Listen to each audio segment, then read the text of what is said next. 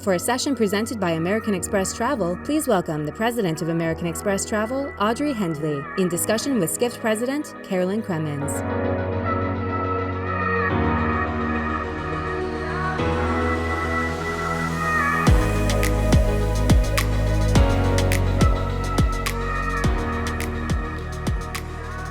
Hello again. Thank you for joining us, Audrey. No problem. So, if the summer is any indication, it seems like travel is on the way back. The planes are full, the hotels are full, all the indicators are in place. So, the airports are full, the airport lounges are full. The lounges are full. Yes, I know. I tried to get in one and I had to wait. Anyway, that's not why we're here. I love our conversation. This is a few years now that we're on stage together, and for many reasons I love talking to you, but one is that American Express sits on so much customer data, so we get to understand what some of the trends are and to kind of go a little bit more deeply into that. So out of these travelers, it's the younger ones that we're going to concentrate on for today's conversation. It's the Gen Zs, it's the millennials, and these are the travelers that are really driving leisure spending today. I saw in American Express in the second quarter earning report that the fastest growing segment is this younger group, a 21%, I think it was, year over year increase, which is pretty amazing. So my first question is just, as a 150-year-old company, how do you market to this younger segment? Well, we are very fortunate to have, in that second quarter earnings, as you talked about, the ability to report how travel is back over 2019 and a lot over that. And there's a lot underneath that because those younger travelers are certainly driving a tremendous amount of growth. How do we market to them? I guess the first thing is we have to understand how things have changed for them. We used to talk to customers, and customers would book, let's say, 2 big trips a year. They would book their summer holidays, and they would book something for the wintertime, and that would be it. Mm-hmm. And what we see with these younger travelers is that they're in this always-on travel mindset, right? They're always thinking about multiple trips. And this is a big difference, right? Who's going on what trip? Where are they going? What are they going to do when they get there? And what are the experiences going to be when they get there? And it really comes down to, when we're talking about these customers, talking about experiences and what will enrich their vacation experience. And, we try hard in this space ourselves. We have, a good deal of Centurion lounges around the world, and we try to bring forth the experience to those customers. And I know you travel a lot. I'm sure you've been in some of these lounges. But for example, in Seattle, we have the coffee scene and a barista brought in there. If you're in SFO, San Francisco, you'll see that we have the Napa wines in there. You have the Exhale Spa. We have Equinox out in JFK. So we're really trying to, get the attention of these customers by bringing the experiences to life in every touch point that we have with them. In fact, when I went to the lounge, I think they said there was a speakeasy, like a speakeasy no one's supposed to know about, but they told everyone when you came in. However, it was really cool. It was like all the way in the back in JFK. So, right. So what are some of the most interesting trends you see that are driving the booking decisions of this younger cohort? Yeah, besides the always-on mentality around booking travel, it's the I want to make sure that I'm getting the most out of my experience. And as you know, we field a lot of research, and one of the recent reports that we did, we tried to get underneath, like, what are the enduring trends that we need to lean into over time and make sure that we're familiar with. The first one was, we coined the term, instead of jet setting, we said it was set jetting. Because customers are looking at social media, they're looking at shows, they're looking at White Lotus, and they say, I'd like to go to Hawaii, and where was that? They're looking at Ted Lasso, and I'd like to see where that all happened. Right. Emily in Paris, can I go there too? So they're trying to connect, they're seeing it on the screen, and then they want to have a lived out experience. I also talk a lot to our travel agents. As you know, we have thousands of travel agents around the world. And one striking story I heard over the summer was that she booked a very expensive itinerary around one restaurant reservation. The customer had a reservation in Noma, which, as you know, was one of those coveted places to go. And the customer said, just build my itinerary around that. So, there are interesting trends, like how food and travel, we always knew they went together, but this is at a whole different level. And thirdly, I talk about, we all want to think that we found the next new destination, but 79% of millennials and Gen Zs in our study said, I want to find that destination. So they're all about, like, what can I experience in that destination? How can I do it a little bit differently? And then finally, I would say that this generation have wellness in their DNA. They didn't learn it as they grew up, as maybe I did as I was growing up, but they were born to think about wellness as being part of their life, and it's certainly part of their travel experience. And we try to bring that into the itineraries we create for customers. So it's a big change. Yeah, definitely. So, wow, I have so many things to ask about that. But one, like Cicely never probably knew what hit them, right, after that White Lotus episode. That's right.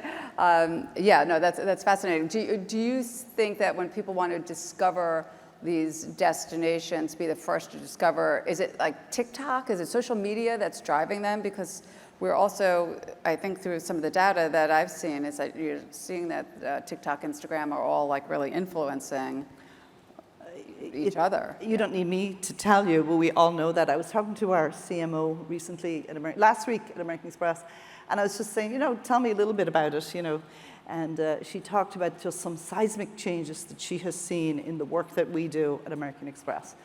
Of course, she was a walking dictionary of all kinds of stats, but I remember a few of them. She said we have 6 seconds, to catch attention, and that on average, everybody has at least 9 streaming services. So if you just think about that as a marketer, how very different that is today than even 5 years ago. Yeah. And you take it down the line and you say, you just look, even the marketing that we do, we've moved into, really heavy up on social media, TikTok, Instagram. And I don't know if it's just millennials and Gen Z, because I like a flick through Instagram like the rest of them, but you learn a lot. I have a daughter that's college age, and she sent me a video last week on text, and she said, do you think we could do this, Mom? And I couldn't believe what it was. And hats off to NCL, who did a great job at capturing the new to cruiser category, which is always the nut to crack as a cruise line, because they had the most awesome TikTok video that showed a young cruiser, her age, going across Europe, seeing all these fabulous destinations with the convenience of cruising. And I'm like, wow, they really broke through in a very different way in a category that has, a tremendous need to break through to new customers. So It helps us all, the mainstay companies like American Express, bring in new customers, and we all kind of have to be thinking about it all the time. Yeah, definitely. So let's talk about the purchasing power. Like when you look at the Gen Z, millennials, I mean, they're definitely coming into their prime earning years. As we just talked about, they have a lot of influence. So they like luxury just as much as we like luxury, right? So tell us how, if at all, do they define luxury, what luxury means differently? Is it a different type of luxury, or is it the same old good stuff? Yeah, you started by mentioning purchasing power. One fact you might find interesting is that 60% of our recent customer acquisitions are millennials and Gen Z. And they have purchasing power. And from a travel perspective, we also know that they're spending more on experiences than they are on goods.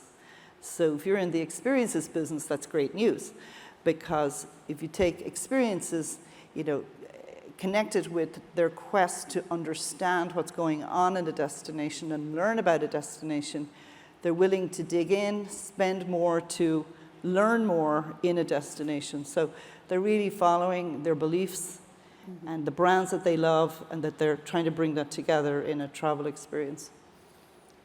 Excellent. So this conference, the theme of it is artificial intelligence and how different companies are using it. American Express, you always pride yourself on being a high-touch company. Is this something that you're integrating into your business model? Are you using it at all today? Do you see a place for it in the future? American Express, it might surprise you to know, is 170 years old. and a company that is still very winning in pretty much everybody's estimates. And I think at the core of that success is their ability to lean into technology, into customers, into data, into understanding the trends today and anticipating what those trends will be in the future. And technology is very much part of our investment mix all the time, and increasingly so. In fact, at the heart of our travel strategy, we talk about high tech meets high touch, and how technology is enabling the touch to the customer, either in dialogue or even in digital channels. So AI certainly plays into that as part of the mix. And in my part of the business at American Express, it's around using AI to free our agents up from some of the smaller things they might do so that they can speak and spend more time on the phone trying to figure out how they can help customers. So we're using AI to really just clean up some of this, automate a lot of processes, make sure that we're getting things right so that we can put the premium on educating agents and making sure agents can speak well to customers and plan vacations. Right, okay. So before we wrap up, this is going by way too quickly, Audrey, but before we do wrap up, I'm just wondering, from all that data that you do sit on outside of any kind of demographic, if you were to look at like the next decade, what are the trends that you think we're going to see more of that will evolve over time? I don't know if it's more of, or maybe it's a little bit of what we've talked about over time, which is the importance of inclusion, diversity, and the importance of working with brands that customers align with. When I talk about inclusion and diversity, of course, we have had a wake-up call in the last few years about the importance, and everybody making sure that we're treating our customers well. And each customer is valued, and when customers go to a destination, they want to make sure that they're valued and that they have a good vacation and that they are appreciated and that they learn more about it. And I think that that's a very important part of what we do, and our partners work really hard to welcome our guests and make sure that they are welcomed and valued. I also think that trend of, particularly started with younger customers, but has obviously continued for all customers, which is aligning my beliefs with brands that I want to spend my money with. So what does this brand or this company stand for? What's the ethos of that company?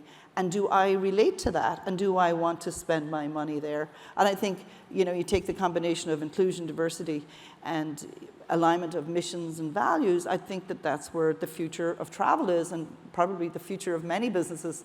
But our customers are seeing it not just in what they're buying, but also in just how they speak to us at American Express. Fantastic. Well, on that note, we have to end. Until next year. Thank you. It's a pleasure to have you here. Thank you. Thank you all. Thank you.